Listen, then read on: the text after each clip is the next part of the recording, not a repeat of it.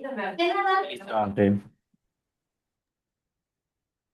Muy buenos días, bienvenidas y bienvenidos a nuestro foro virtual Instrumentos innovadores y modelos mixtos para el financiamiento de la movilidad sostenible en México. Este es nuestro quinto foro virtual de la comunidad de práctica que se enmarca en el proyecto de intercambio de experiencias y réplica de proyectos demostrativos. Esta es una colaboración entre la Asociación de Autoridades de Movilidad, AMAM, WRI México y la Cooperación Técnica Alemana en México. En el marco del proyecto Transición hacia un sistema integrado inteligente de transporte en México. Yo soy Angélica Mazorra y los estaré acompañando durante esta sesión.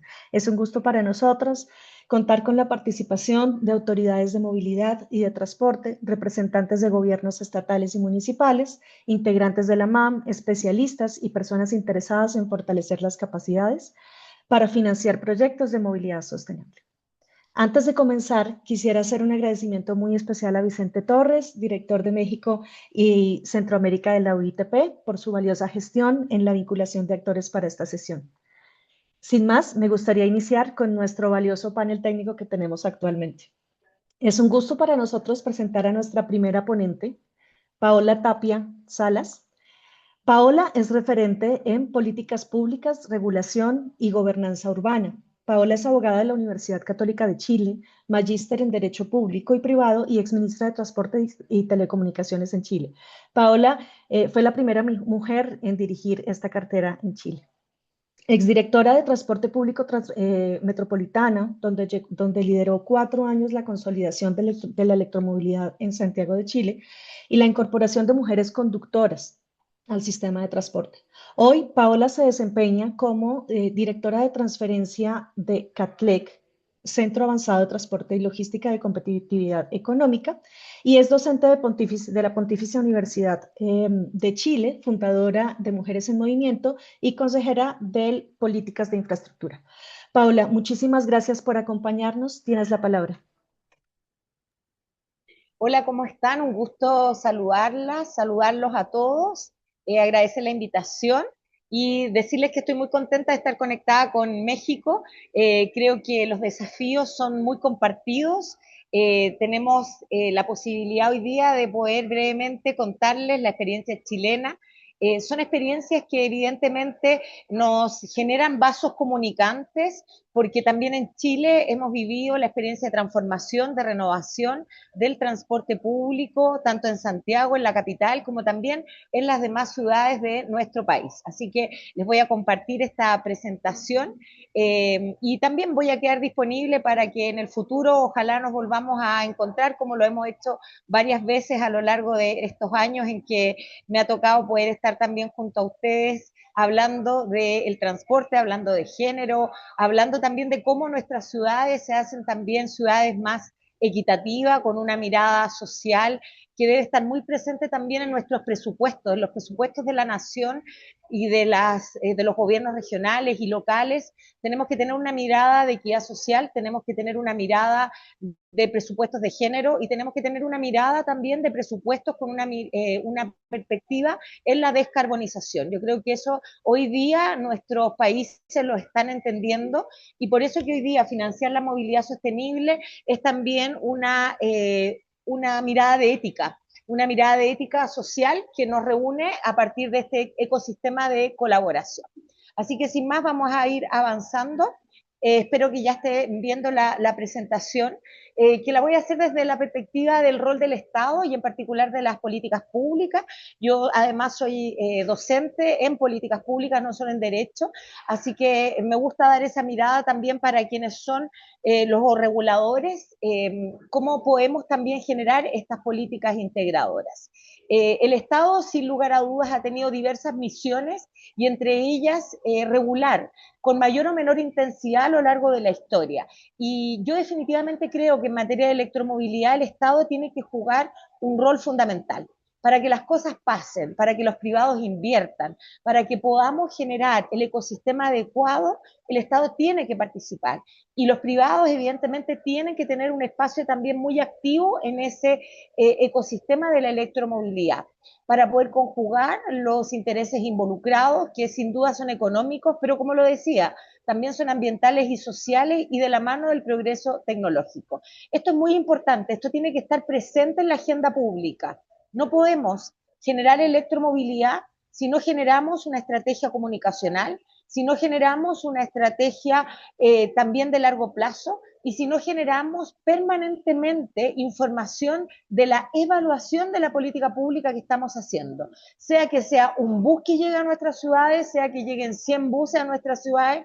Yo cuando fui ministra, y lo vamos a ver ahora un poco en la historia, al igual que ocurre en ciudades de México, nosotros en Santiago de Chile teníamos estos buses y no los teníamos hace 100 años. Estos buses eran los que circulaban en la época del 80, pero también hay que reconocer que estos buses son los que circulan en algunas ciudades todavía de nuestro país. Y por lo tanto, lo que tenemos que hacer es poner en la agenda pública esta mirada en la cual tenemos que renovar la flota, pero no solo eso, tenemos que hacer que también en la agenda pública estén presentes junto a la mirada de renovación de flota, una mirada inclusiva del transporte que mejore las frecuencias, que mejore la capacidad para transportar a las personas de forma digna y con un sentido integrador. Si es que ahora están viendo la lámina siguiente, nosotros nos hemos transformado. Santiago se transformó en un líder mundial en electromovilidad y aquí hay un resumen del camino que recorrimos. Les mostraba yo imágenes de un Santiago en la época del 80 en que el Estado no participaba, en que el Estado estaba reducido a una mínima expresión y en que el transporte estaba sumamente desregulado. De esa desregulación en que solo nos conformábamos con establecer mínimas condiciones técnicas operacionales, pasamos a una primera licitación, que fue un camino necesario, que fue un camino largo de recorrer, pero en el que tuvimos una primera licitación de micros amarillas hace ya varios años, en la década del 90. Esa licitación implicó un sistema más que nada de ordenamiento, porque nos quedamos con las 9.000 buses amarillos que circulaban en Santiago, nos quedamos con los más de 330 operadores, muchos de ellos dueños de sus propios buses, y por lo tanto, más bien ordenamos lo que había. No llegaron grandes empresas, simplemente dijimos, vamos a regular lo que está, y los trabajadores no tenían contratos de trabajo, no había pago electrónico, no había sistema de gestión de flota y por lo tanto los buses corrían por los pasajeros porque tampoco había un sistema de recaudo. Pero esa primera licitación ordenó. Y junto con ello, a fines o a principios más bien del año 2000, quiero recalcar esto porque creo que es súper importante, nos hicimos cargo del transporte informal. Y esto es bien relevante porque cuando invitamos a las licitaciones, cuando decimos que vamos a transformar la electromovilidad, también tiene que haber un sistema formal. Yo estoy convencida de eso. Tenemos que invitar a empresas como por ejemplo operan en Chile hoy día, empresas como Transdev, empresas también de Colombia, llegaron a Chile también en estas últimas licitaciones que hicimos, empresas españolas como, y en consorcio además con empresas mexicanas como fue ADO y Avanza, y lo hicieron también porque entendieron que nuestro sistema ya era un sistema consolidado y porque la informalidad estaba prácticamente reducida a su mínima expresión, porque no había una competencia desleal por el pasajero. Y eso lo hicimos ya hacia inicios del 2000 con una regulación del transporte informal. Y lo hicimos a través de una normativa, una fuerte fiscalización y también un sistema que se habla poco, que es la regulación de los transportes de taxis colectivos. Nosotros tenemos un sistema de taxis colectivos que son automóviles como una suerte de carpooling que permite en la última milla también trasladar a los pasajeros a través de vehículos y esa última milla hoy día también se está haciendo, y por eso lo menciono, con automóviles eléctricos, con programas financiados por el gobierno de Chile a través de un programa que se llama principalmente Mi Taxi Eléctrico. Pero así llegamos al 2003, donde se hizo la licitación de Transantiago. Y esa licitación de Transantiago, porque también aquí ustedes me hicieron una invitación y me parece muy bien, a poner de manifiesto los problemas, las dificultades. Y ahí, además, yo era la fiscal del equipo del Ministerio de Transporte, era la que estaba encargada del equipo jurídico. tenía hartos años menos, que debo confesarlo, digamos 20 años menos, era bien joven para estar a cargo del equipo jurídico, tenía 29 años y estaba a cargo de llevar adelante todo el sistema de contratos.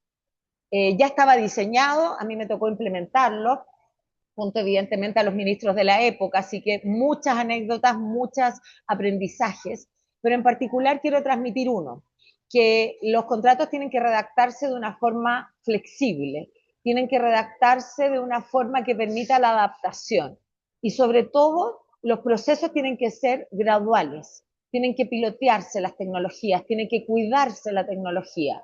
Y ahí, evidentemente, lo que se hizo fue en un día, el 10 de febrero del 2007, creer que se podía implementar todo de una vez. En un día se implementó el cambio de contratos, se redujo la flota de 9.000, en principio a 4.500 buses, se hizo el cambio completo de la malla de recorridos, se pasó de pagar con dinero en efectivo al sistema de recaudo mediante la tarjeta VIP, se pasó a un sistema de gestión de flota que evidentemente no funcionó, tampoco funcionó el sistema de recaudo, las personas no conocían sus nuevos recorridos de troncales y alimentadoras y por lo tanto el sistema evidentemente colapsó.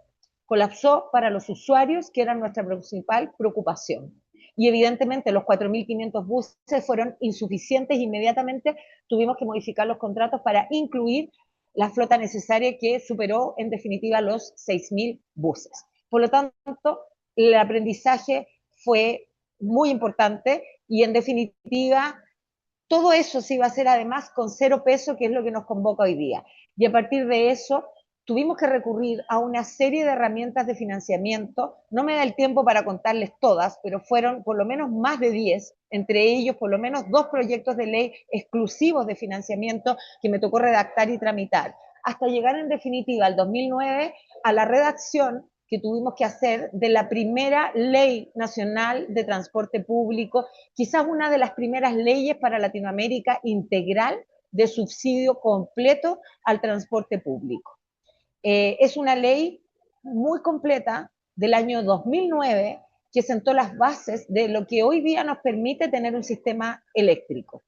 Esa ley es una ley que es para todo el territorio nacional, que contempló subsidios para el pasaje escolar en forma orgánica, que luego se incorporó la tarifa al adulto mayor, pero que en definitiva, en nuestra opinión, es la que permitió que hoy día podamos tener un sistema eléctrico. A partir de ello, cuando fui ministra, pudimos incorporar los primeros 2 buses eléctricos, los que atendió el aprendizaje que les comenté, incorporamos sobre la base de un pilotaje para probar la tecnología, para probar su uso. Y luego, posteriormente, ya el sistema consolidado como red movilidad nos permite mostrar las cifras que hoy día son la radiografía del transporte público. Hoy día, para que ustedes sepan, los que no han tenido la posibilidad de visitar nuestro hermoso país, esperen un poco porque ya va a caer nieve y va a estar nevada la cordillera hermosa en nuestro Santiago de Chile. Podemos trasladar a 7.5 millones de personas con una red de metro que nos enorgullece de 149 kilómetros, uno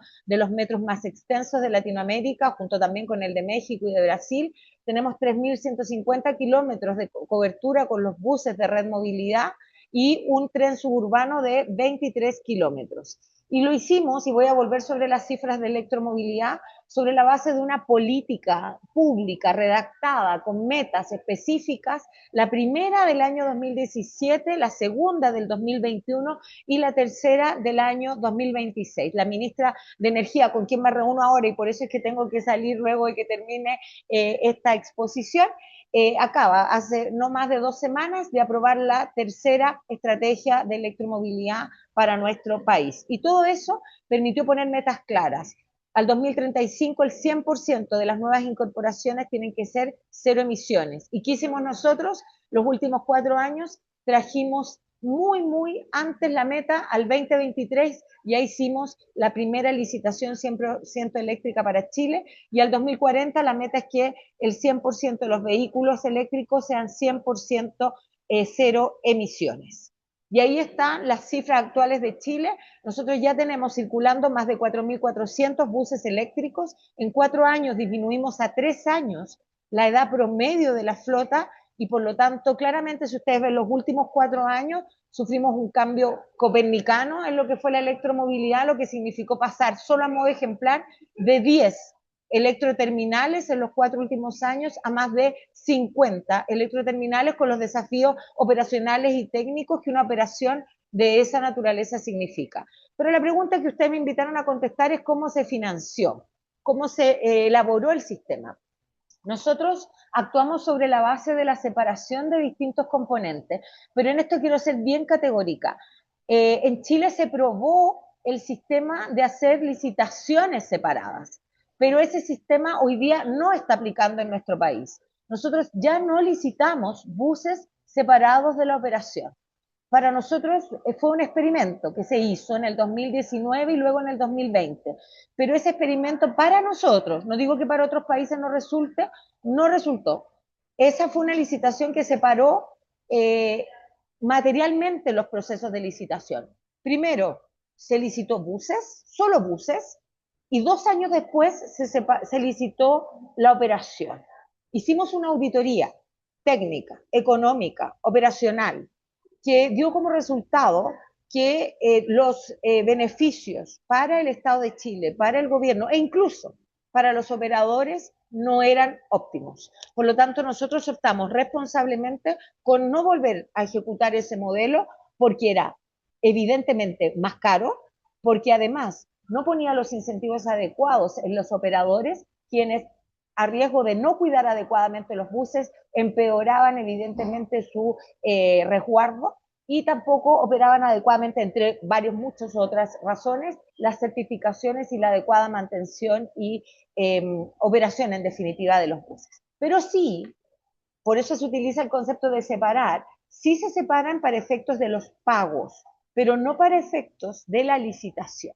Entonces, se hace una sola gran licitación que permite distribuir los riesgos, como vamos a ver a continuación, pero se pagan distintos los buses, los terminales, la operación, el suministro eléctrico y se generan contratos de largo plazo para incentivar que lleguen los capitales. Nosotros, de hecho, ampliamos esos plazos. Los principales beneficios que logramos con esta operación es que se siguen reduciendo las emisiones contaminantes en más de un 62%, esto lo tenemos medido, el material particulado 2.5, el CO2, también logramos reducir la energía acústica, más de un 44% en la Alameda, trajimos tecnología de buses de 2 pisos eléctricos que ya circulan por la capital.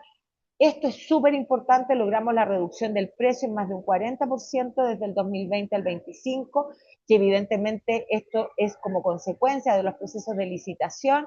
Logramos también comparar la eficiencia, y esto está contenido en los informes que hemos elaborado como una responsabilidad también para Latinoamérica. Tenemos un primer y un segundo informe de electromovilidad que están disponibles en nuestra página web de TPM. Yo ya no soy de TPM, digo nuestra por el cariño que le tengo a la institución. Los informes sí los hicimos mientras yo era directora de Transporte Público Metropolitano, que arrojan que los buses eléctricos son 65% más baratos que los buses diésel, y también una comparación en la mantención que da cuenta que es 44% más barato mantener los buses eléctricos. Ahí está el primer informe del 2024 y el segundo informe del 2025, que es reciente, el 2026 lo establecimos. Y ahí está el marco normativo, la ley de subsidio, la 20.378. También en la ley de subsidio creamos un panel de expertos. Esto es muy importante porque políticamente le dimos un resguardo a las alzas de tarifa. Hay un panel integrado por 3 expertos nombrados por un sistema de alta dirección pública y uno de ellos nombrado por la academia, que velan por el valor real de las tarifas. Hoy día el 65% es subsidio, el 35% es tarifa. Y ahí están los pagos separados que son administrados por un tercero, que es un administrador financiero. Se pagan los buses separados, se paga el metro, el tren, los servicios complementarios y la infraestructura. Hoy día el Estado entonces define la política pública, fija el estándar de incentivos, se firman los contratos, los operadores operan los servicios, el fabricante y el proveedor de los buses los suministra, las empresas eléctricas gestionan que exista la energía, la infraestructura de carga, el Estado evidentemente, nosotros planificamos que haya la potencia necesaria para la administración de la energía, El sector privado establece obviamente los fondos, las inversiones para tener la flota, la infraestructura, el capital de trabajo, y los usuarios son aquellos que tienen y gozan de un transporte más limpio y seguro. Los riesgos entonces están a salvo bajo este diseño de contratos y de adjudicación. El riesgo operacional es de las empresas de transporte, al igual que el desempeño laboral. La fabricación evidentemente está en manos de los proveedores de los buses. El riesgo del suministro eléctrico va de la mano de las empresas eléctricas, y el riesgo financiero es de las financistas, quienes evidentemente tienen la solidez de que su pago está garantizado porque hay una ley de subsidio que viene a soportar un 65% del pago del total de los costos del sistema, ya que solo el 35% proviene de la tarifa. Y el sistema funciona, reitero, porque hay licitaciones competitivas y transparentes, porque hay una adecuada asignación de los riesgos, porque hay un financiamiento privado. Nosotros creemos en la empresa privada, fomentamos la inversión con esta política segura del subsidio que se garantiza, con un marco regulatorio estable, con un enfoque que pone mucho foco en la innovación y en la eficiencia operacional, y un impacto en definitiva permanentemente mostrando las cifras y el resultado en menos emisiones, mejoras de servicio, sostenibilidad financiera para nuestras ciudades. Eso era entonces lo que tenía para mostrarles. Ahí está mi correo electrónico, mis redes sociales, full disponible a seguir compartiendo con ustedes, y éxito en este proceso de modernización. Es necesario, como les comentaba, compartir las buenas noticias, pero también los errores, y quedo muy disponible para en próximas oportunidades también poder estar con ustedes. Que les vaya muy bien, y feliz de haber estado esta mañana, y éxito con los siguientes panelistas también. Un gusto saludar a todos. Muchísimas gracias, Paola, por tu intervención, por compartir esta experiencia y por hacer estas reflexiones tan importantes que seguramente sí nos funcionarán mucho para las ciudades mexicanas. Sabemos, como bien nos dices, que te tienes que ir. Muchísimas gracias por tu tiempo y pues ya nos vemos en otra oportunidad. Que estén muy bien. Chao, Continuamos. chao. Muchas gracias. Continuamos sin artes, pues agradecerles a las personas que nos están acompañando aquí en el Zoom o directamente, o que nos están acompañando por Facebook. Y seguimos con Antonio Huerta. Antonio Huerta Goldman, bienvenido, es consultor especializado en finanzas de infraestructura de transporte, energía y políticas públicas. Antonio tiene más de 30 años de experiencia, es fundador de la corporación Riobot y ha asesorado a organismos internacionales como el BID, CAF, Banco Mundial, GIZ, WRI, USAID, Banobras, entre otros. En los últimos 15 años, Antonio ha desarrollado modelos financieros y evaluaciones socioeconómicas para algunos de los principales proyectos de transporte masivo en México, así como iniciativas internacionales en América Latina y el Pacífico. Antonio es maestro en moneda, banca y finanzas por la Universidad de Birmingham y fue miembro del Consejo Ejecutivo del Mecanismo de Desarrollo Limpio de la Convención Marco de las Naciones Unidas en el Cambio Climático, en representación de América Latina y el Caribe. Antonio, bienvenido. Adelante. Angélica, muchas gracias. Muy buen día a todos. Voy a presentar, si me dan un segundo. Bueno, primero que nada, muchísimas gracias y un saludo a todos. Es un tema que es bastante complejo, que vamos a tener que resumirlo en 10 minutos, por lo que voy a intentar hacer mi mejor esfuerzo. Quiero plantear un poco la problemática y la realidad que teníamos en la etapa previa a la pandemia. Los modelos que hacíamos hace 10 años suponían que la tarifa social era equivalente o igual a la tarifa técnica, es decir, lo que le cobrábamos al usuario, pues era prácticamente el costo del OPEX y del CAPEX que suponía los BRTs o los buses, ¿no? Voy a dejar un poquito la parte ferroeléctrica que tiene otra naturaleza distinta a BRTs y buses, pero en cierto sentido hace 10 años podemos decir que la mayoría de las troncales de movilidad eran autosustentables. Sin embargo, no quiero decir que la pandemia haya sido el único o la única variable que esto nos hizo cambiar, pero quise referenciar en el tiempo la pandemia porque se suscitaron varios cambios en esa etapa. Y a partir de ahí, pues hay una serie de variables que nos cambió la realidad de los modelos, ¿no? No quiero decir que todas sean malas, yo creo que ha habido variables que son bastante benéficas para la sociedad. Pero, por ejemplo, hace 10 años no teníamos sistemas de bicicletas compartidas, o por lo menos no en este nivel de proliferación, y eso impactaba, pues evidentemente es un ingreso que tenemos de última milla, que en este momento en los modelos ya no se tienen. Ha habido una proliferación, que eso me da mucho gusto, de corredores, pero en la medida que hay más corredores, pues evidentemente el origen y destino de los usuarios pues son más selectivos, y entonces los corredores no necesariamente son tan rentables como cuando había 1 o 2 corredores por ciudad, ¿no?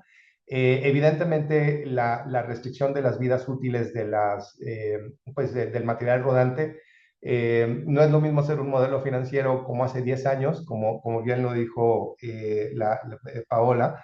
Pues teníamos buses que a lo mejor tenían una vida útil de 20 años, y con todos los detrimentos para el usuario en términos de eficiencia y de seguridad, pero en términos financieros, pues realmente era prácticamente si no hubiera un CAPEX. Pero afortunadamente, pues esto ha cambiado, pero esto repercute también en los modelos, ¿no? Hay una modificación de las condiciones laborales, una ampliación, evidentemente, hace 10, 15 años, un solo operador cubría turnos, pues puedo decir, de 18 horas, lo cual era pues un riesgo latente para la accidentalidad. Pero esto cambió, y esto pues hay que incluirlo en el modelo, es decir, ha habido cambios muy importantes. El aumento en los combustibles, pues creo que todos estamos más que conscientes en ese tema. Ha habido también un cambio muy radical de hace 10 o 15 años, cuando los modelos eran autosustentables, que tiene que ver con el precio de los buses. Traemos mejores tecnologías, hay electrificación, y bueno, pues partimos que hace 10 o 15 años pues estábamos en los euros 3, euros 4 de tecnología, y bueno, esto implica un tema o una presión para la parte financiera, ¿no? Hay un decremento poblacional, por lo menos en el caso de México, y me gustaría poner esta variable también como una politización de la tarifa, es decir, si un estado A de pronto intenta subsidiar o prácticamente regalar la tarifa, pues el estado B, en términos de presión política, va a intentar hacerlo, y entonces pues esto nos complica muchísimo la estructuración de proyectos, sobre todo de participación privada, ¿no? La parte que nos ha afectado muchísimo en la demanda, pues es el incremento de la tasa de motorización. Pongo ejemplos de Guadalajara, de la zona metropolitana de Guadalajara. En 2000 había 700,000 vehículos, y ahora hay cerca de 3 millones, ¿no? Y esto, pues evidentemente, achata la curva de crecimiento. Resultado de la pandemia, pues un aumento de teletrabajo, y los patrones o los orígenes y destinos de las ciudades, pues evidentemente se trastocan. Y hay un tema adicional, nos comentaba una colega brasileña que, por ejemplo, en Brasil están uniéndose 3 o 4 usuarios del transporte tradicional para irse en Uber a su trabajo, y esto se está proliferando, por lo menos en Sao Paulo, y lo vemos en algunas otras ciudades. Y entonces todo esto nos combina que los corredores ya no son tan rentables o autosustentables como eran previo a la etapa de la pandemia, ¿no? Entonces, ¿qué es lo que sucede? Pues que la tarifa social evidentemente es menor a la tarifa técnica. Es decir, ya la tarifa cobrada al usuario por la multiplicación por la demanda ya no es suficiente para, pues básicamente para fondear el OPEX y el CAPEX de los corredores. Y hemos visto una participación, pues quizá de manera más obligada a que el gobierno participe en contextos mixtos con el privado, ¿no? Quiero pensar que hace 10 años los privados podían operar las troncales de movilidad y podían hacer banqueables sus proyectos de manera pues más orgánica, por así decirlo, y ahora el gobierno tiene que entrar a hacer estas interacciones, ¿no? Por ejemplo, los programas de charterización, donde ayudan a la sustitución de unidades, pues, sobre todo para los primeros pagos. Hay estímulos en la adquisición de unidades nuevas. Un modelo que está proliferando, pues es el pago por kilómetro en troncales, que eso, pues evidentemente para los temas de electrificación, pues es pues muy recomendable para hacer banqueables los proyectos, ¿no? Porque hay una predictibilidad en el flujo, y en ocasiones, por ejemplo, lo hemos visto en la Ciudad de México, el riesgo de la demanda se transfiere o se transfiere del concesionario hacia el gobierno, ¿no? Subsidios directos a la operación, los vimos en la pandemia, ¿no? Deducciones fiscales preferentes por tecnología limpia, y en algunos casos donde los corredores de plano ya no son rentables para el privado, pues hemos visto la participación directa del gobierno, ¿no? En esta parte pues de que tiene que participar el gobierno, nos vimos un poco la tarea de identificar algunos puntos de dónde pueden obtener los recursos para estos financiamientos mixtos. ¿Hay se está explorando la posibilidad de que haya una modificación del artículo del ramo 33 de la Ley de Coordinación Hacendaria? Mi sugerencia es que son temas complejos, principalmente por la situación financiera que vive la Hacienda Pública Nacional. Yo creo que va a ser un tema difícil de fondear y evidentemente más complejo de distribuir, ¿no? Yo me acuerdo cuando hacíamos estos fondos hace 10, 15 años que el gobierno nos decía, bueno, va a haber el gobierno federal, va a haber un recurso para los estados, pónganse de acuerdo cómo lo distribuyen. Y simplemente en esta polémica, pues se pueden llevar un par de años discutiendo cómo se van a repartir el dinero que no existe, ¿no? A mí me gusta mucho, pasando al siguiente punto, alguna posibilidad de hacer un impuesto federal vehicular. No me gustaría llamarle tenencia, es más, yo erradicaría la palabra tenencia y lo haría obligatorio, porque de nada sirve que un estado tenga ese impuesto y otro estado no lo tenga. Y evidentemente, pues asegurar la progresividad, que tenga pues evidentemente los vehículos más costosos sean los que paguen mucho más, ¿no?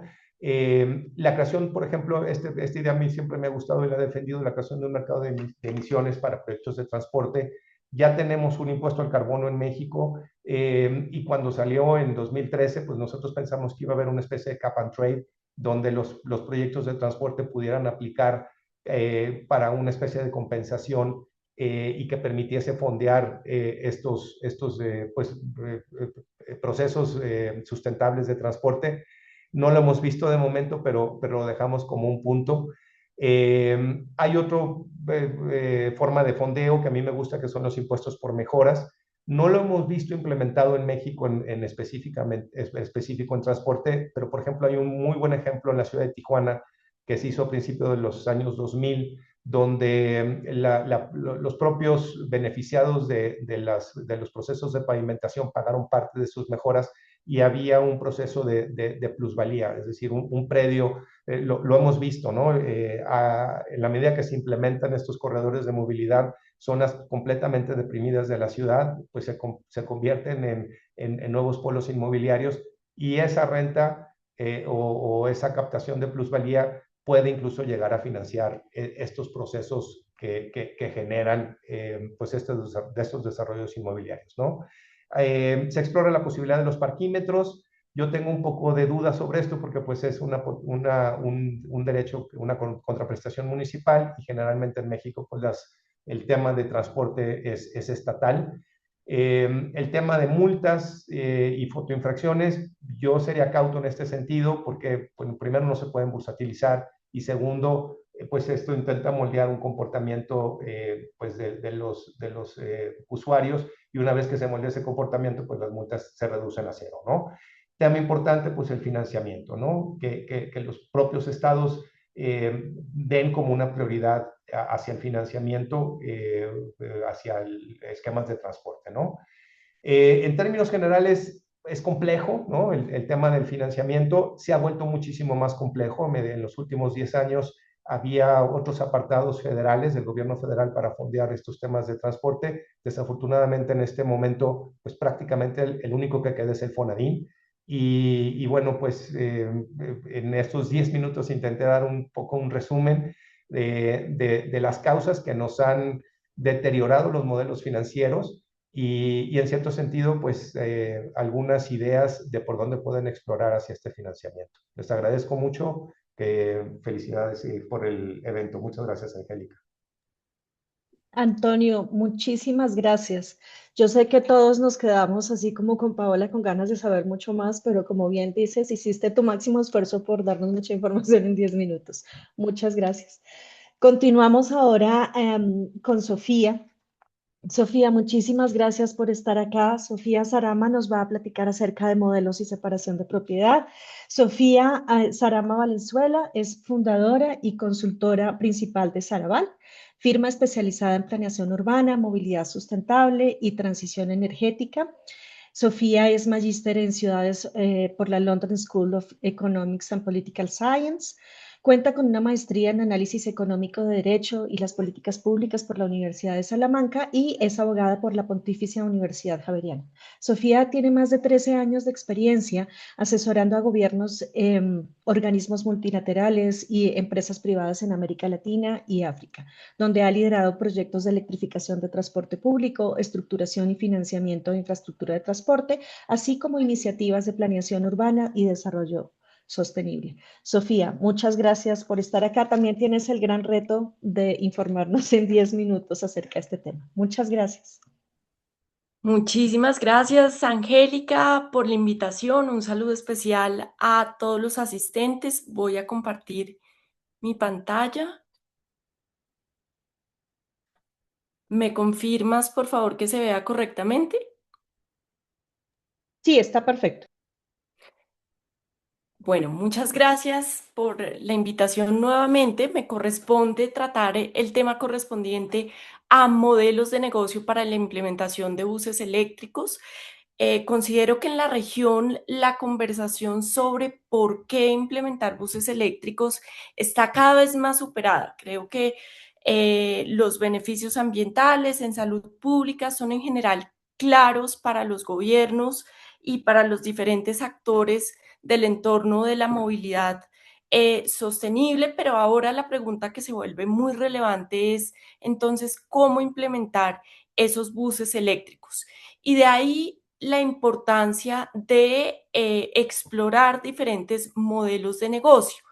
Un modelo de negocio es principalmente el relacionamiento entre los diferentes actores que intervienen en una transacción, asignando obligaciones y riesgos específicos para cada uno de ellos. De los modelos de negocio depende la viabilidad técnica, legal y financiera de estos proyectos. Yo diría que no hay un modelo de negocio único e ideal para implementar en todos los sistemas de transporte del mundo. Por el contrario, es necesario tener un entendimiento claro del contexto, de las necesidades de cada sistema para, según eso, formular el modelo de negocio adecuado a cada particularidad. Entonces, yo aquí quiero hablarles principalmente de 4 modelos de negocio desde una perspectiva totalmente práctica. He tenido la oportunidad de implementar en diferentes ciudades y contextos cada uno de estos modelos y de ahí la importancia de entenderlos, analizarlos y pensar en el contexto de cada ciudad cuál podría ser más beneficioso y qué modificaciones podría tener para justamente atender las necesidades puntuales. Entonces, voy a empezar por el modelo de propiedad unificada. Este es como el modelo tradicional con el que ha iniciado el transporte público en todas nuestras ciudades, que es básicamente una entidad pública habilitando el transporte o concesionando el transporte a unas empresas privadas operadoras. Y esas empresas privadas operadoras teniendo a su cargo tanto la provisión de los buses y de la infraestructura como la operación y el mantenimiento de los mismos. Bajo este modelo de negocio básicamente vemos una concentración de riesgos. El riesgo operativo, tecnológico, financiero, pues recae particularmente en el operador y los esquemas de remuneración pues también se concentran en el operador. Podemos encontrar una única tarifa o tarifas por componentes, pero en todo caso remuneradas a esa empresa operadora. En Bogotá, particularmente en este modelo de negocio, pues contábamos con tarifa por vehículo, pasajero y kilómetro con unos costos, digamos, asociados a cada componente, pero insisto, remunerados a una sola empresa. Este modelo de negocio presentó pues un desafío principal y es que al tener concentrados los riesgos había una dificultad de obtención de financiamiento. Por ese motivo fuimos migrando a modelos de negocio de separación de propiedad. Y En términos de separación de propiedad, quiero referirme a 3 modelos de negocio puntuales. El primero de ellos, un modelo de negocio donde es la entidad pública quien se encarga de la provisión de los buses y es un operador privado quien se encarga de operar los buses. Este es un modelo que recientemente ha intentado ser implementado por Panamá, por ponerles un ejemplo. Panamá obtuvo financiamiento de la banca multilateral y decidió adquirir directamente los buses. Este modelo implica endeudar al sector público y pues esa es una consideración muy importante al momento de tomar una decisión por uno u otro modelo de negocio. ¿Cómo se distribuyen las responsabilidades? Pues en este caso, la entidad pública se encargaría de la provisión de buses, de la infraestructura de recarga y de soporte, así como también de escoger entonces a ese concesionario o a esa empresa operadora de los buses y de la infraestructura de recarga. Los riesgos también tendrían una distribución diferente. La entidad pública asumiría el riesgo tecnológico y financiero, mientras que el operador el riesgo operativo. Claro, al financiador no asumir el riesgo operativo, pues ya empieza a ser atractivo el modelo de negocio.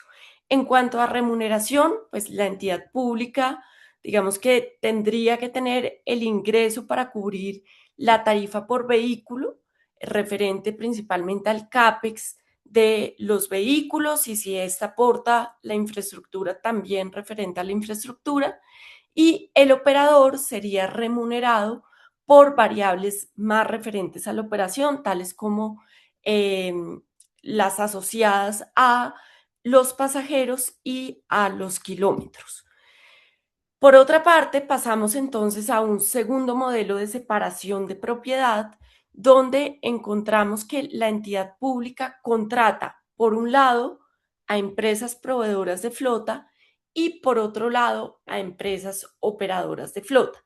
Este es el modelo de negocio que hace unos minutos Paola mencionaba que fue inicialmente implementado en Chile.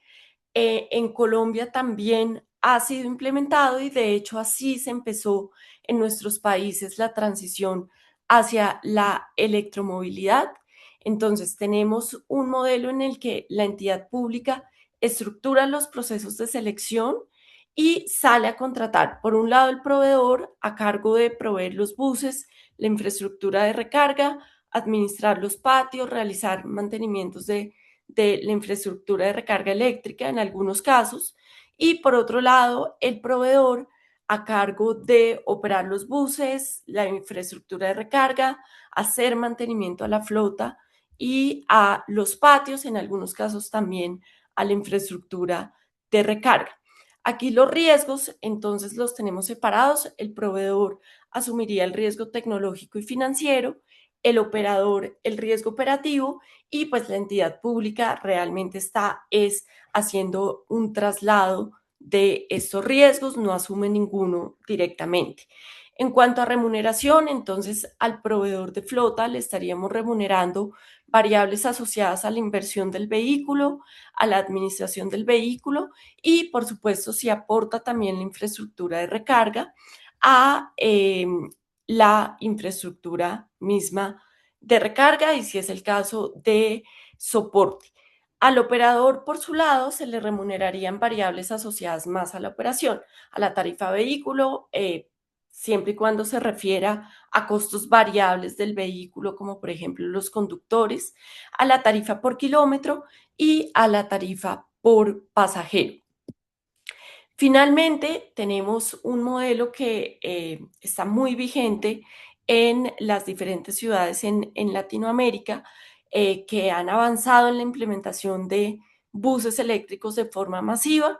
Este es el caso más reciente de Chile en estructuraciones que están en curso en otros países. También se está considerando y en modificaciones de contratos vigentes en Colombia también está siendo implementada. y es básicamente lo que yo denomino un modelo de negocio intermedio en el que la entidad pública contrata directa, pues a través de un proceso de selección a una empresa operadora. La empresa operadora a su vez contrata una empresa proveedora de flota y le hace una cesión de derechos económicos de manera tal que el flujo de recursos es recibido por parte del proveedor directamente de la entidad pública. En ese sentido, tenemos una distribución de obligaciones en la que el operador pues contrata este suministro de flota con el proveedor y se obliga a ceder esa remuneración por vehículo que el proveedor entraría a recibir directamente de la entidad pública. Aquí tendríamos una distribución de riesgos donde el proveedor asume el riesgo tecnológico y financiero, el operador el riesgo operativo, pero se adelanta un único proceso de selección entre entidad pública y operador. Esa es la gran diferencia respecto al modelo anterior. En cuanto a remuneración, entonces, como veíamos, hay una cesión de derechos. Esa cesión consistiría en que las tarifas asociadas a la inversión a las cuales tendría derecho el operador en virtud de ese contrato con la entidad pública, pues se cederían al proveedor y en ese sentido el proveedor recibiría de manera directa el fideicomiso pues administrado por la entidad pública, la tarifa vehículo, la tarifa de administración por vehículo, la tarifa por infraestructura, bien sea de soporte o también de recarga, y el operador recibiría las variables asociadas a la operación, relativas a kilómetros en costos variables por vehículo, kilómetro y pasajero. Esos son entonces, a manera general, los modelos de negocios que han sido principalmente implementados en la región, a través de los cuales ha sido posible para las ciudades contar con buses eléctricos. Quizás algunos de ellos han tenido ciertas variaciones particulares según el caso, pero insisto, esto responde y debe responder a las particularidades y al contexto de cada sistema. De ahí la importancia de adelantar estructuraciones técnicas, jurídicas y financieras y terminar en ese sentido definiendo el modelo de negocio más adecuado para cada ciudad y sistema. Quisiera cerrar esta intervención haciendo una referencia general entonces a fuentes de ingresos. Desde el sector público pues estarían los ingresos por validaciones, es decir, el pago del tiquete hecho por cada uno de los pasajeros que utiliza el servicio. Otra fuente que es usualmente utilizada en estos modelos desde el público son los impuestos, impuestos a la propiedad, impuestos a los vehículos, impuestos al comercio. Como fuentes alternativas de financiamiento, pues están los cargos de congestión. En Bogotá ha sido muy exitoso el pico y placa solidario, que es justamente pagar por la posibilidad de usar el carro en ciertos horarios. Las multas de tránsito, publicidad, fuentes de captura de valor como plusvalía o titularización de impuestos futuros, estacionamiento en vía. Y bueno, en el caso colombiano ha sido algo novedoso la cofinanciación, dado que es el gobierno distrital, el gobierno local, quien asume la remuneración de estos esquemas, pero en este caso, pues por primera vez ha sido el gobierno nacional quien también ha entrado a aportar en la cofinanciación de el CAPEX de la flota. Y por último está pues la posibilidad de endeudar a las ciudades. Como lo mencionaba, estos esquemas de endeudamiento se utilizan generalmente cuando es la ciudad quien adquiere directamente la flota, pero cuando se utilizan esquemas donde se contratan proveedores de flota, pues generalmente no es necesario endeudar a la ciudad. En lugar de esto, pues esos cupos de endeudamiento se pueden usar para otras necesidades, para otros sectores sociales y económicos, y se puede atender el aporte público a través de las otras fuentes mencionadas. Desde el privado, cuando usamos esquemas de separación de propiedad, contratando un proveedor de flota de infraestructura privado, este privado consigue financiamiento a través de bancas de desarrollo, bancas comerciales, bonos verdes, incluso financiación misma, generalmente a manera de crédito puente con los fabricantes. Entonces, hay múltiples fuentes de ingresos que se deben evaluar a partir de el modelo de negocio concretamente escogido en el marco de esa estructuración técnica, legal y financiera para las ciudades. Muchísimas gracias nuevamente por esta oportunidad de conversar con ustedes. Sé que el mercado mexicano tiene grandes oportunidades y bueno, les dejo aquí mis datos de contacto. Estoy a su disposición para ayudarlos a transcurrir en este camino hacia la transición energética. Muchísimas gracias. Muchísimas gracias, Sofía, por tu intervención. Al igual que Antonio, agradecemos mucho que nos hayas podido resumir tanta información en tan poco tiempo.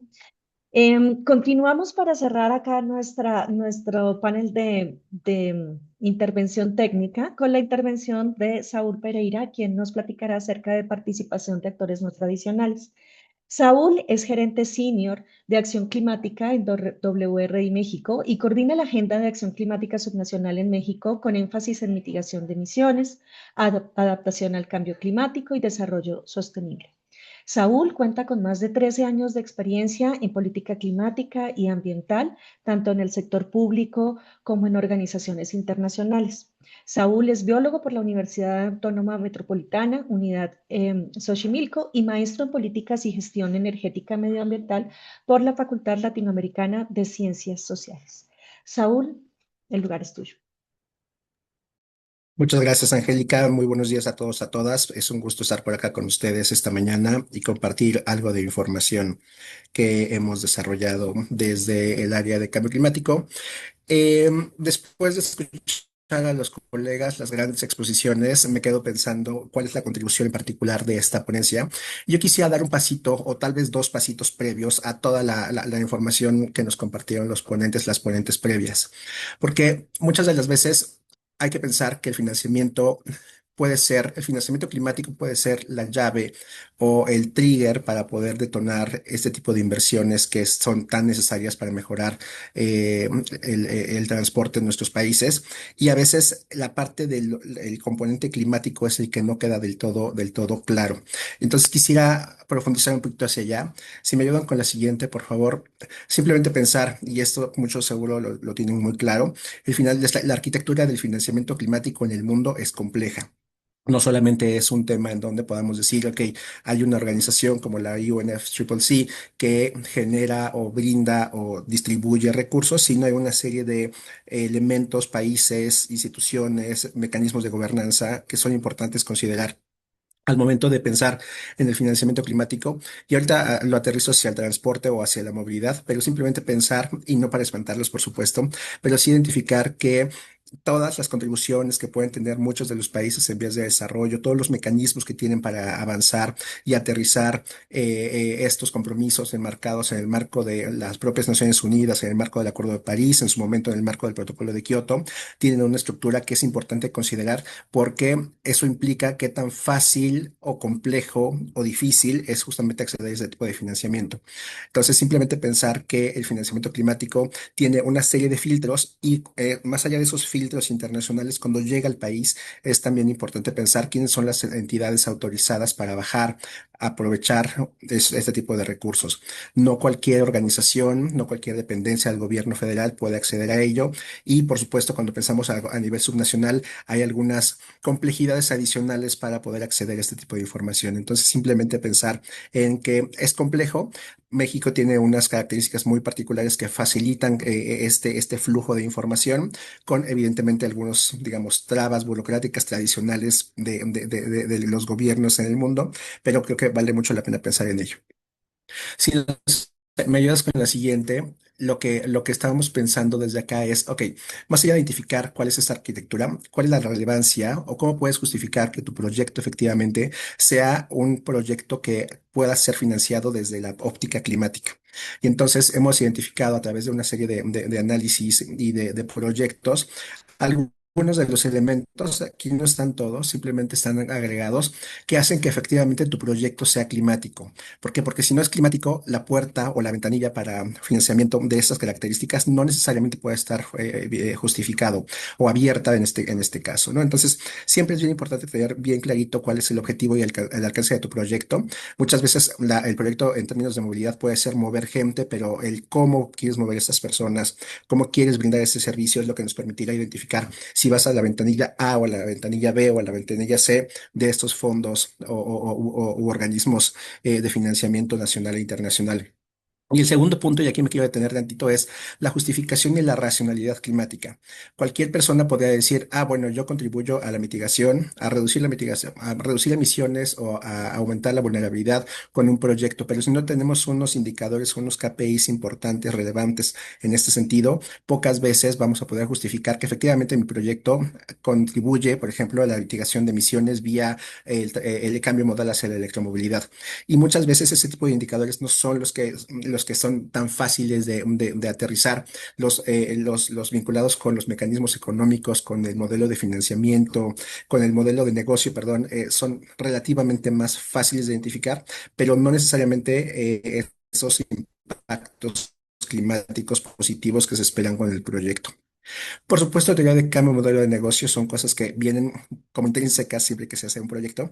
Pero, por ejemplo, penúltimo punto de los arreglos institucionales y sociales comunitarios, ya lo mencionaba hace ratito también, es importante pensar a quién estás beneficiando y en qué magnitud se está haciendo ese beneficio. Considerando, por ejemplo, que un proyecto de mitigación, un proyecto de transporte, tendría que estar considerando aspectos sociales de personas y poblaciones en situación de vulnerabilidad para que efectivamente puedas avanzar no solo hacia la movilidad, digamos, sustentable, sino también a estos temas que están de moda en términos de transición justa, por ejemplo. Y bueno, análisis costo-beneficio que ya las compañeras mencionaron hace un momento, pero pensar que justamente estos elementos es lo que pueden hacer que tu proyecto sea atractivo hacia la ventanilla de financiamiento climático. La siguiente, por favor. Y cuando pensamos, por ejemplo, en el tema de los mecanismos, ya las colegas mencionaban algunos, yo no quiero duplicar, pero creo que el punto de la innovación está en términos de los cómo y no de los qués. Déjenme ponerlo de esta forma. Sabemos que para cualquier proyecto o para cualquier iniciativa de gobierno o privada podemos tener, por ejemplo, estos cuatro ejemplos que están aquí. Blended Finance, impuestos y pago de derechos, como lo mencionaba Antonio, algún tema de pago por resultados, como por ejemplo los que llega a ser la banca multilateral, créditos de carbono, cada uno tiene sus características específicas, pero lo innovador justo es cómo lo puedes aplicar y cómo puedes tener estos indicadores que te permitan identificar que efectivamente tu proyecto a través de este mecanismo de financiamiento está contribuyendo a la acción climática. Entonces, por ejemplo, si pensamos en el blended finance, igual no voy a profundizar en ello, simplemente pensar, o sea, cómo puedes estructurar esos proyectos con garantías, pensando digamos, en las escalas necesarias para implementar mecanismos, perdón, proyectos de movilidad, qué tan aplicables para una ciudad como la Ciudad de México, por ejemplo, o para una ciudad más pequeña como, voy a decir, tal vez Manzanillo. ¿Cuáles son esas escalas y cuáles son esos instrumentos que te permiten o buscar un financiamiento semilla o aquello que te va a permitir detonar ya una red más completa, por ejemplo, de autobuses? Es importante pensar que eso está por ahí, pero el cómo nuevamente es lo que nos permitirá identificar esa innovación. En términos de pagos e impuestos, ya lo mencionaba también Antonio, y creo que ahí hay una gran ventaja y una gran oportunidad, porque a pesar de que existen estos impuestos, estos pago por derechos, el tema, por ejemplo, de las verificaciones, gran parte del problema tiene que ver con el mecanismo de verificación de que efectivamente esos recursos que se están generando ayuden a o contribuyan a movilidad. Y el reto y la innovación, tal vez, o la oportunidad justamente tiene que ver con esa parte. ¿Cómo te aseguras que ese recurso que efectivamente estás recaudando con un fin, al menos en la narrativa, sí está llegando a contribuir a, por ejemplo, la mitigación de emisiones vía este tipo de esquemas? Y al final ahí hay muchas opciones, ya las mencioné hace ratito, ratito, pero puede ser, o sea, desde temas de emisiones, desde temas de uso, desde temas de aprovechamiento de carreteras o de vías, etcétera. Entonces, ahí hay una oportunidad interesante también para identificar cómo con una buena narrativa se puede hacer un buen uso justamente de estos impuestos pagos por derechos, más allá de la reticencia natural de los humanos y de los ciudadanos para pagar, evidentemente, impuestos, ¿no? Pago por resultados es algo que ha funcionado en muchos países en términos de, pues sí, hay un financiamiento, una donación, un préstamo que está vinculado evidentemente con unos resultados que sean medibles, cuantificables. Y nuevamente aquí el tema de el monitoreo, reporte y verificación hace mucho sentido. Y hace mucho sentido justamente cuando pensamos no solamente en la movilidad per se, sino también en la infraestructura que está vinculada a, de tal forma que te permite identificar cuáles son, por ejemplo, los cambios modales o las personas beneficiadas, y eso te permite justificar justamente cómo es que puedes estar haciendo mitigación de emisiones vía la movilidad sustentable, limpia, electromovilidad, como le pudiéramos llamar, pero al final por ahí va este punto. Y tal vez el cuarto, que es el más, que ya se mencionó también hace ratito, pero que en México puede tener una relevancia importante en este momento, digamos, coyuntural, es todo lo que tiene que ver con los mercados o el precio al carbono. Sabemos que en 12 de los estados en México hay impuestos a las emisiones, no necesariamente están homologadas. Sabemos que hay una intención del gobierno federal de avanzar hacia un sistema de comercio de emisiones. Y entonces, ¿cómo es que el sector del transporte entra ahí? Siempre se habla que el sector transporte para un sistema de comercio de emisiones es costoso por el tipo de MRV que implica. Pero ¿qué pasa si se hace de alguna forma mucho más específica a través de, por ejemplo, este tema de los mismos pagos por derechos o de las poblaciones que están más, que tienen más vehículos versus las que no tienen? Ahí habría una oportunidad bastante interesante para identificar cómo estos créditos de carbono por la sustitución de vehículos, por la optimización de procesos, pueden funcionar y generar no solamente la mitigación necesaria, sino por supuesto también los recursos necesarios para lograr esta mitigación. Entonces, como ven, estos mecanismos son muchos que ustedes ya conocen, no me quiero detener, pero sí me quiero detener en los siguientes que están en la próxima lámina. ¿Por qué? Porque son algunas de las cosas que tienen una conformación del propio financiamiento un poco diferente. La siguiente, por favor. Y tiene que ver justo con bonos verdes. El tema de los bonos verdes ha crecido en número y en cantidad, digamos, de movilización de recursos.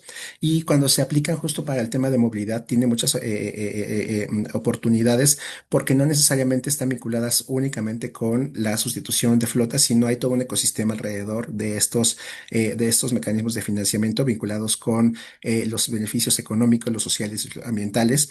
Y bueno, al final también pueden ayudar a movilizar grandes cantidades de financiamiento para grandes cambios estructurales que requieren algunos países, bueno, sí, países y ciudades en México. Ahorita me detengo tantito en el caso de la Ciudad de México, pero me parece que dependiendo de la necesidad es el tipo de mecanismo que se puede hacer. Y aquí está puesto como innovadores porque no necesariamente son cosas nuevas, son cosas simplemente que necesitan como reconfigurarse de cierta manera para que puedan ser aplicables a lugares en donde tal vez antes no lo eran aplicables. Si estamos pensando en bono verde para una gran ciudad, ¿qué pasa para una ciudad pequeña o para una ciudad mediana? Son los mismos requerimientos. ¿Cuál es la parte innovadora que se tienen que considerar? Por ejemplo, estos fondos rotatorios de movilidad limpia, que también son unos ejemplos curiosos en donde puedes identificar a una escala mucho más concreta, digamos, más pequeña, cómo es casi que es un fondo revolvente o un crédito revolvente para algunos de los estados o de los municipios que puedan estar comprando, pagando, y entonces vas haciendo una masa crítica justamente de este tipo de tecnología que en el mediano plazo puede ser suficientemente considerable para, por ejemplo, temas nuevamente de mitigación de emisiones con impactos nacionales y locales. El tema de asociaciones público-privadas también es algo que ha tenido en México, y ustedes lo saben perfectamente, ha tenido algunos de los componentes importantes de política, pero no hay que perder de vista que puedes ser y que han sido buenos ejemplos para avanzar en ello. Y finalmente, los fondos de carbono locales para la movilidad tiene mucho que ver con lo que mencionaba hace un momento sobre los propios mercados y cómo cuantificar las externalidades negativas de los vehículos puede ser un gran vehículo para hacer la contabilización económica de esos impactos y meterlos o hacerlos intrínsecos en la toma de decisiones. Me quedo con poquito tiempo, nada más ayúdenme con la siguiente, por favor.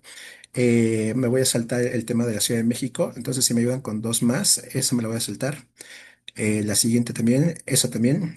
Termino con esta última diapositiva pensando en que no hay que perder de vista que también la parte innovadora tiene que ver con cómo utilizar los instrumentos de política que están vigentes actualmente. Entonces, en México tenemos esta taxonomía sostenible, que es un instrumento, digamos, único en términos generales de qué y hacia dónde pueden estar las inversiones necesarias para detonar la sostenibilidad o la mitigación de gases de efecto invernadero. Y más allá de querernos aprender los números que están puestos por acá, pensar que ya hay actividades específicas que están clasificadas como actividades verdes o climáticamente benéficas, y que eso, cuando se busca, por ejemplo, me regreso al tema de los bonos verdes, son buenos justificantes para buscar mejores tasas de interés, para buscar otras alternativas de financiamiento, otras ventanillas que por supuesto pueden ser de utilidad. Y aquí me detengo. Muchas gracias por la invitación y quedo atento por si hubiese alguna pregunta al respecto. Gracias. Saúl, muchísimas gracias. Evidentemente también nos das información muy interesante. Con esto ya cerramos nuestra sesión técnica de presentaciones y avanzamos hacia nuestro diálogo, hacia nuestro panel. Y para eso me da mucho gusto contar aquí con nuestra compañera Jimena David. Jimena es gerente de movilidad en WRI México y nos va a apoyar en la moderación de este espacio. Jimena, muchas gracias. Gracias, Angélica, y muchísimas gracias a nuestros panelistas. Creo que estuvo interesante. Disculpen por lo apremiante del tiempo que les dimos, pero pues justamente creemos que lo más interesante es ya después contrastar ideas, ¿no? Que sobre, ya teniendo como estos marcos generales y estas ideas base, podamos ir discutiendo algunos retos, algunos problemas un poco más a detalle. Y empezaría preguntándoles a todos, bueno, primero, a- nada más como un punto aclaratorio, creo que es importante reconocer, y yo creo que aquí todos están de acuerdo, pero vale la pena preguntarlo, eh, si el transporte público debe o no ser financieramente sostenible sin ningún subsidio, ¿no? Ahí hay una postura política detrás. Y si queremos que el transporte público atienda a todas las personas como una opción realmente accesible y una forma de garantizar el derecho a la movilidad, pues tenemos que asumir que no será rentable sin subsidio. Entonces, digo, pongo eso nada más como un inicio, pero ya enmarcándolo así, hablamos mucho de las diferentes formas de financiamiento, tanto para operación como para la inversión, ¿no? De OPEX y CAPEX. Y sobre todo ahorita, por ejemplo, que hablaba Saúl, muchos de esos mecanismos de financiamiento climático están más enfocados a CAPEX. Pero les quisiera preguntar en su experiencia, ¿qué esquemas de financiamiento que apoyen más a la operación han probado ser los más sostenibles? O sea, ¿de qué manera realmente es viable decir, ok, de largo plazo sí tengo una fuente de financiamiento que me ayude a compensar esto y que también me ayude a absorber choques externos, que ya lo decíamos en algunos espacios, ¿no? Si suben los combustibles, si sube la energía eléctrica, si hay algo como el COVID que baja muchísimo la demanda, si suben las tasas de interés, ¿no? O sea, la verdad es que a veces el CAPEX termina siendo un poco más fácil porque es como de un solo momento, lo estructuras y medio sale, pero ya la operación en el largo plazo es donde a veces colapsan los sistemas de transporte. Entonces, esa sería mi primera pregunta. Podríamos empezar quizás con Sofía, después Antonio y al final Saúl. Gracias, Jimena. Bueno, es un tema muy interesante el de la autosostenibilidad o sostenibilidad de los sistemas de transporte.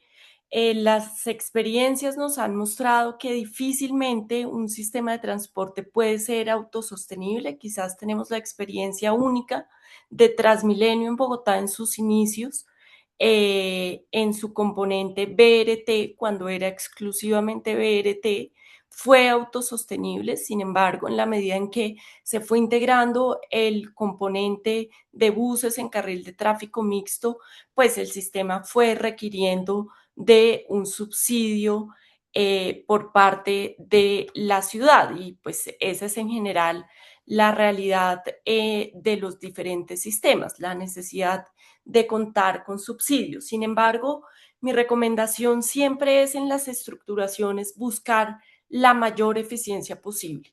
Es decir, yo creo que el objetivo no es traer buses eléctricos para dejarlos en un trancón, sino en un taco, como dirían en otras ciudades, sino buscar operaciones eficientes, buscar reducir tiempos de espera y de viaje para los usuarios y en ese sentido mejorar la calidad del servicio. Y también eso desde la perspectiva del usuario, pero también desde la perspectiva de las finanzas públicas. Creo que hay que ser responsables, entender las limitaciones presupuestales que tienen las diferentes ciudades y países y en ese sentido en la estructuración, especialmente en el componente técnico, buscar rutas que tengan IPKs y PBs altos que permitan reducir esa necesidad de aporte público. Ahora, si definitivamente se tiene esa necesidad de aporte público, la recomendación es siempre orientarla al CAPEX en principio para de esa forma incentivar operaciones eficientes, incentivar que el operador en efecto se preocupe por calidad del servicio, por recoger pasajeros. Y sí, esa es como la lógica ideal al momento de estructurar. Perfecto, muchas gracias. Creo que, no sé si esto era lo que quería decir, pero creo que parte de lo que también escuché es que a lo mejor un poco de entrar a pensar en subsidios cruzados y en pensar en sistemas más integrados que justo siempre vas a tener algunos corredores que son rentables, pero a nivel de sistema es muy difícil lograr esa rentabilidad porque tienes que llevarle el servicio a lugares con baja demanda, porque aparte esa es la gente que más lo va a necesitar. Entonces, cuando vas pensando de forma más sistémica, te habilita mecanismos que te permiten financiarlo viendo como un todo y no caso por De acuerdo, Jimena. Ahora, cuando empiezas a electrificar, pues tienes que tomar una decisión de por dónde iniciar, ¿no? No puedes de un día para otro electrificar todo el sistema. Entonces ahí es donde la invitación es inicie por donde sea más eficiente, por donde le pueda cerrar más fácil financieramente la estructuración. Y Antonio, pasando contigo, tú también, pues justo nos hacías una lista de varias fuentes de financiamiento para que los gobiernos tengan recursos para invertir. ¿Tú qué opinas? ¿Qué tiene más evidencia de funcionar o se ve más promisorio justo en esta visión de CAPEX, OPEX, choques externos? A ver, bueno, primero que nada, muchísimas gracias, Jimena.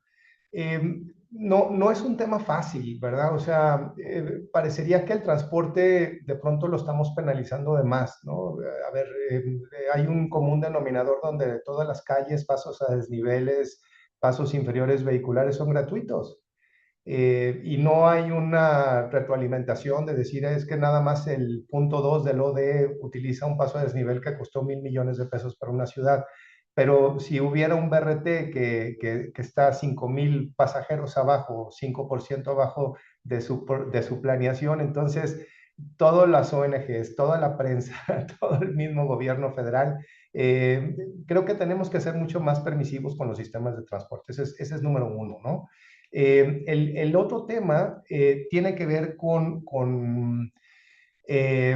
bueno, lo que mencionaba Sofía con la eficiencia. Evidentemente, no van a ser los sistemas ya sustentables. Los hemos explicado por distintas variables, como lo fueron hace 10 años o hace 15 años. Esto ya no va a volver a suceder, pero tenemos que tener mucho cuidado con no repetir las historias de finales de la década pasada, del siglo pasado, la de 1980, 1970, donde de pronto los gobiernos empezaron a subsidiar y lo único que generaron fue corrupción, fue ineficiencia y fue un muy mal servicio hacia el usuario. Entonces, no por el hecho de subsidiar, esto significa que se va a despilfarrar el dinero. Ese es un punto que hay que tener muy, muy claro en ese sentido, ¿no? Evidentemente, a ver, para mí, no sé, lo que se utilizó hace 10, 15 años de excedentes petroleros, de poder utilizar estos recursos que son finitos y que los pudiésemos convertir pues en beneficio de nuevas generaciones, para mí eso es muy interesante, ¿no? Evidentemente, conciliando con la pregunta que le hacías a Sofía, es muchísimo más fácil hacer ese subsidio en el CAPEX, pero evidentemente, como bien lo presentaban en los temas de electrificación, un CAPEX sólido, pues te puede ayudar también a tener un OPEX pues mucho más reducido. ¿No? Fueron varias ideas, pero son preguntas complejas. Entonces, bueno, pues hay que abordarlas en este sentido. Gracias, Jimena. Sí, de acuerdo. Ojalá tuviéramos más tiempo para hablarlo porque, claro, digo, si fuera fácil, pues no estaríamos aquí hablando de esto después de tantos años que no es algo que podamos resolver. Y Saúl, bueno, misma pregunta, pero sí me llamó la atención que en una de tus slides, donde hablabas sobre fondos de carbono locales, justo mencionaba que son más resilientes a la volatilidad en temas como precios de combustibles. Entonces, parte de esa pregunta, no sé si también podrías explicarnos un poco de ese instrumento, ese tipo de beneficios de protegerte un poco de esos choques externos, cómo funciona. Gracias, Jimena. Sí, por supuesto, solo antes quisiera mencionar un par de cosas o de ideas en línea con lo que ya mencionaban antes. Y es que cuando uno ve la infraestructura de los gobiernos de 10, 20 años, es bien clarito que gran parte del problema ha sido la falta de recursos económicos para el mantenimiento, para la operación, básicamente. Entonces, sí es importante pensar que en los modelos de negocio tengamos que estar considerando de cierta forma estos costos adicionales que no solo son al momento de instalar la infraestructura, sino mucho más largos. Y ahí es en donde el tema del modelo de negocio entra. Cuando hablas con autoridades autoridades locales, pensar en un modelo de negocio para una política pública siempre causa un poco de ruido porque no es, al final es política pública, no es un negocio per se. Pero sí es importante considerar varios de estos elementos al momento de decir, ok, pues mi inversión va a tener esas características y de cierta forma, si no voy a tener un beneficio directo, sí tendría que estar considerando beneficios indirectos, por ejemplo, en ahorros en la salud, pensando en movilidad y electromovilidad, en ahorros, por ejemplo, en otros, digamos, aspectos de la propia fiscalidad, de la propia, el propio presupuesto de gobierno y pensar, sí, sí creo que vale mucho la pena pensar que quiénes son los beneficiarios principales de la infraestructura. Hablamos mucho del componente social y si vemos, por ejemplo, quién es de la población, de los deciles de la población que tenemos en México, quién gasta más en transporte, son las personas que tienen menos recursos. Entonces ahí hay una cuestión bien interesante para que justamente los impuestos o las acciones que tengamos que podamos estar haciendo no sean regresivas y efectivamente tengan este beneficio. Y ahí es donde podemos hacer justamente digamos, este balance entre el modelo de negocio actual, la operación y el mantenimiento futuro. Y simplemente para contestar esta última pregunta que hacías, Jimena, respecto a los precios al carbono, el punto aquí es que generalmente el precio del carbono tiene una referencia nacional e internacional. Y aunque en México hay muchos, digamos, rangos en este momento, si lo consideramos, por ejemplo, en términos del costo social del carbono, es decir, cuánto cuesta para la población efectivamente la emisión de esa tonelada, te queda un margen de maniobra, una, digamos, elasticidad para poderlo manejar y tener un colchón para cualquier tipo de efecto, por ejemplo, en caso de algún aumento en las gasolinas. Nuevamente pensando en quién es quien paga más, quién gasta más de sus ingresos en el transporte o en la gasolina, etcétera. Entonces va un poco por ahí en términos de no solo el precio, sino el costo, digamos, social del carbono que se vincula con la política pública. Perfecto, muchas gracias, Saúl. Me están diciendo que ya se nos está acabando el tiempo. Me encantaría que pudiéramos platicar un poco más, pero bueno, para todas las personas que están aquí como audiencia, que sepan que, bueno, aquí tienen expertos que nos pasaron varios ahí sus contactos, su información. Sobre todo aquí hay muchas autoridades que si les interesa seguir esta conversación, lo pueden hacer, ya sea directamente con nuestros panelistas o nos pueden contactar a nosotros. Le voy a pasar la palabra a Diego Monraz, quien es secretario de Transporte de Jalisco y presidente de la Asociación Mexicana de Autoridades de Movilidad. Y Diego, a modo de pues empezar a cerrar, tú justamente siendo secretario, te ha tocado implementar proyectos de electromovilidad, te ha tocado muchos años tomar estas decisiones, hacer estos cálculos. Eh, ¿Qué ves aquí que sea interesante en tu experiencia? ¿Qué de esto en México ha funcionado, qué nos falta y qué conclusiones te llevas y nos podrías resumir a todos. Muchas gracias. Primero, Jimena y Angélica, gracias y felicidades por la coordinación de este webinar. Doble agradecimiento también a Paola Tapia, a Antonio Huerta, a Sofía Sarama y a Saúl Pereira por sus ponencias muy enriquecedoras, muy interesantes, muy bien hiladas y planteadas. Y bueno, aparte de agradecer como presidente de la MAM este tipo de ejercicios que nos planteamos en las últimas reuniones estar teniendo con más frecuencia, pues también compartirles que aquí en Jalisco, donde podemos sentirnos orgullosos de haber implementado la primera ruta completa de autobuses 100% eléctricos hace 3 años, y ahora que estamos ya evolucionando en una segunda etapa con el primer sistema de BRT que desde su origen se planteó con buses eléctricos de alta gama, créanme que no ha sido nada sencillo. Si nos hubieran preguntado hace 5 años, hubiéramos creído que esto iba a ser un camino más ágil, no terso, pero sí por lo menos más dinámico. Y la verdad es que sí se tiene en el reto del financiamiento, creo que el mayor de todos. El sector transporte concesionario no está en este momento en las mejores condiciones económicas para poder implementar sistemas con este tipo de tecnologías. Ya se ha hablado bastante de los diferentes costos que existen y por lo tanto tener este tipo de espacios nos dotan de mejores herramientas, primero actualizadas, que es lo que me gustó mucho de este webinar, que se está hablando de lo que hoy se vive en la región latinoamericana. No lo que sucede en Nueva Zelanda o en Rusia o en Irlanda del Norte, sino lo que aquí en México, en Centroamérica, en Sudamérica estamos experimentando, y poder tener reunidos a estos expertos reales que hoy están resolviendo en sus lugares como consultores y como especialistas la gestación de estos nuevos sistemas, chicos, medianos y grandes, creo que nos sirve bastante. Lo que les podemos compartir en Jalisco es que a pesar de que no ha sido sencillo, la voluntad política supera muchas barreras. Y cuando tienes a un gobernador, a un jefe de gobierno o algún presidente o alcalde municipal dispuesto a dar el paso, se busca siempre la forma en la que pueda suceder. Toño Huerta planteaba cómo hemos ido migrando desde operaciones de Estado hasta operaciones subsidiadas, y obviamente que el elemento del subsidio para el CAPEX es indispensable, pero no es suficiente. Tenemos que, como ya se ha planteado aquí a través de las diferentes muy interesantes ponencias, tener mucha creatividad para juntar muchos elementos. Creo que la suma de diferentes partes hace posible el todo.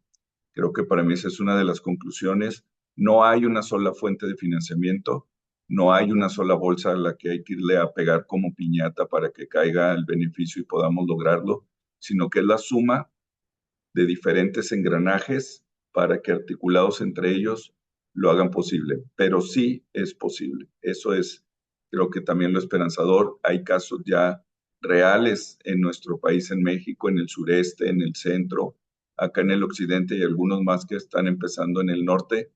Y aunque parecieran pequeños por decir, híjole, es que solamente son 10 unidades, ya se rompió la barrera del no es posible.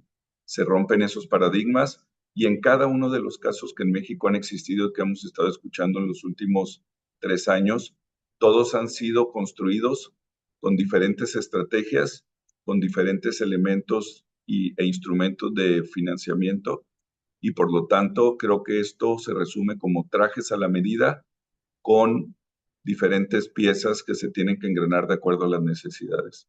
Por último, pues agradecer, Jimena, tu buena, como siempre, moderación y conocimiento en estos temas, y a todos los que nos han estado acompañando en este webinar, felicidades. Obtienen más información y se quedan en contacto a través de la MAM, que se convierte y se consolida como un espacio de apoyo real para poder animarnos a encabezar y a instrumentar nuevos sistemas de transporte en nuestras ciudades. Muchas felicidades y gracias por este espacio.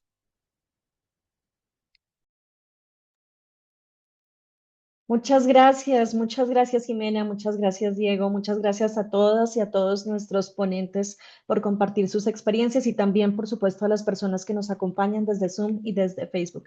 Esperamos que esta conversación haya aportado elementos útiles para comprender mejor las alternativas de financiamiento disponibles y los retos que enfrentamos las diferentes ciudades para hacer posible este tipo de proyectos de movilidad sostenible.